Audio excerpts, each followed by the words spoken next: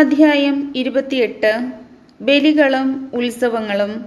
കർത്താവ് മോശെയോട് അരുളിച്ചെയ്തു, ഇസ്രായേൽ ജനത്തോട് കൽപ്പിക്കുക, എനിക്ക് ദഹനബലികളും സുരഭിലമായ ഭോജനബലികളും യഥാസമയം അർപ്പിക്കാൻ നിങ്ങൾ ശ്രദ്ധിക്കണം. നീ അവരോട് പറയണം, നിങ്ങൾ ദഹനബലിക്കായി 1 വയസ്സുള്ള ഊനമറ്റ 2 ആട്ടിൻകുട്ടികളെ അനുദിനം കർത്താവിന് അർപ്പിക്കണം. ഒന്നിനെ രാവിലെയും മറ്റേതിനെ വൈകുന്നേരവും ബലിയർപ്പിക്കണം. കൂടാതെ ധാന്യബലിക്കായി 1 ഹിന്നിൻ്റെ 4-1 ശുദ്ധമായ എണ്ണ ചേർത്ത് 1 എഫായുടെ 10-1 നേരിയ മാവ് അർപ്പിക്കണം. കർത്താവിൻ്റെ മുമ്പിൽ പരിമളം പരത്തുന്ന ദഹനബലിക്കായി സീനായ് മലയിൽ വെച്ച് നിർദ്ദേശിക്കപ്പെട്ട അനുദിനമുള്ള ദഹനബലിയാണിത്. അതോടൊപ്പം 1 ആട്ടിൻകുട്ടിക്ക് 1 ഹിന്നിൻ്റെ 4-1 എന്ന തോതിൽ പാനീയബലിയും അർപ്പിക്കണം.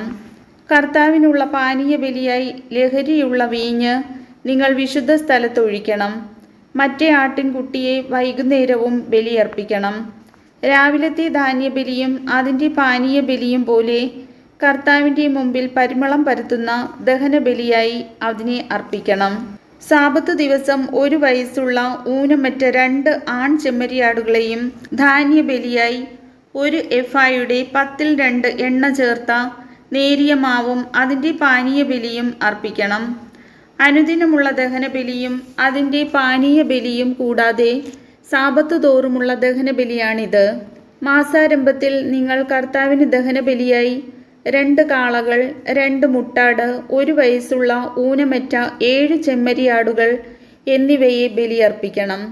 അതിനോടൊപ്പം ധാന്യബലിയായി കാളയൊന്നിന് 1 എഫായുടെ 10-3, മുട്ടാടിന് 10-2, ആട്ടിൻകുട്ടിയൊന്നിന് 10-1 നേരിയ മാവ് എണ്ണ ചേർത്ത് അർപ്പിക്കണം. കർത്താവിൻ്റെ മുമ്പിൽ പരിമളം പരത്തുന്ന ദഹനബലിയാണിത്. അവയുടെ പാനീയബലി കാളയൊന്നിന് 1/2 ഹിൻ, മുട്ടാടിന് 3-1 ഹിൻ, ആട്ടിൻകുട്ടിയൊന്നിന് 1/4 ഹിൻ എന്ന തോതിലായിരിക്കണം. വർഷം തോറും ഓരോ മാസവും അർപ്പിക്കാനുള്ള ദഹനബലിയാണിത്. അനുദിന ദഹനബലിക്കും അതിൻ്റെ പാനീയബലിക്കും പുറമെ പാപപരിഹാര ബലിയായി 1 കോലാട്ടിൻ മുട്ടനെ കർത്താവിന് അർപ്പിക്കണം. 1-ാം മാസം 14-ാം ദിവസം കർത്താവിൻ്റെ പെസഹ ആണ്. ആ മാസം 15-ാം ദിവസം ഉത്സവ ദിനമാണ്. 7 ദിവസം പുളിപ്പില്ലാത്ത അപ്പം ഭക്ഷിക്കണം. 1-ാം ദിവസം വിശുദ്ധ സമ്മേളനം ഉണ്ടായിരിക്കണം. ആ ദിവസം ശ്രമകരമായ ജോലിയൊന്നും ചെയ്യരുത്. കർത്താവിന് ദഹനബലിയായി 2 കാളക്കുട്ടികളെയും 1 മുട്ടാടിനെയും 1 വയസ്സുള്ള 7 ആട്ടിൻകുട്ടികളെയും അർപ്പിക്കണം. അവ ഊനമറ്റവയായിരിക്കണം.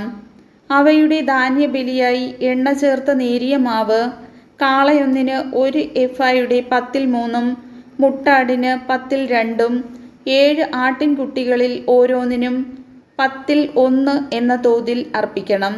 കൂടാതെ നിങ്ങൾക്ക് വേണ്ടി പരിഹാരമനുഷ്ഠിക്കുന്നതിന് 1 കോലാട്ടിൻ മുട്ടനെ പാപപരിഹാര ബലിയായും അർപ്പിക്കണം. പ്രഭാതത്തിലെ അനുദിന ദഹനബലിക്ക് പുറമെ ഇവയെല്ലാം നിങ്ങൾ അർപ്പിക്കണം. അതുപോലെ തന്നെ 7 ദിവസവും കർത്താവിൻ്റെ മുമ്പിൽ പരിമളം പരത്തുന്ന ദഹനബലിയോടുകൂടെ ധാന്യബലിയും അർപ്പിക്കണം. അത് അനുദിന ദഹനബലിക്കും അതിൻ്റെ പാനീയബലിക്കും പുറമെയാണ്. 7-ാം ദിവസം വിശുദ്ധ സമ്മേളനം ഉണ്ടായിരിക്കണം. അന്ന് ശ്രമകരമായ ജോലിയൊന്നും ചെയ്യരുത്. വാരോത്സവത്തിൽ കർത്താവിന് നവധാന്യബലിയായി പ്രഥമ ഫലങ്ങൾ അർപ്പിക്കുന്ന ദിവസം വിശുദ്ധ സമ്മേളനം ഉണ്ടായിരിക്കണം. അന്ന് ശ്രമകരമായ ജോലിയൊന്നും ചെയ്യരുത്. കർത്താവിൻ്റെ മുമ്പിൽ പരിമളം പരത്തുന്ന ദഹനബലിയായി 2 കാളക്കുട്ടികളെയും 1 മുട്ടാടിനെയും 1 വയസ്സുള്ള 7 ആൺ ചെമ്മരിയാടുകളെയും അർപ്പിക്കണം. അവയുടെ കൂടെ ധാന്യബലിയായി എണ്ണ ചേർത്ത നേരിയ മാവ് കാളക്കുട്ടിയൊന്നിന് 1 എഫായുടെ 10-3, മുട്ടാടിന് 10-2, ആട്ടിൻകുട്ടിയൊന്നിന് 10-1 എന്ന തോതിൽ അർപ്പിക്കണം. നിങ്ങൾക്ക് വേണ്ടി പ്രായശ്ചിത്തം അനുഷ്ഠിക്കുന്നതിന് 1 കോലാട്ടിൻ മുട്ടനെ അർപ്പിക്കണം. അനുദിന ദഹനബലിക്കും അവയുടെ ധാന്യബലിക്കും പുറമെ ഇവയും ഇവയുടെ പാനീയബലിയും നിങ്ങൾ അർപ്പിക്കണം.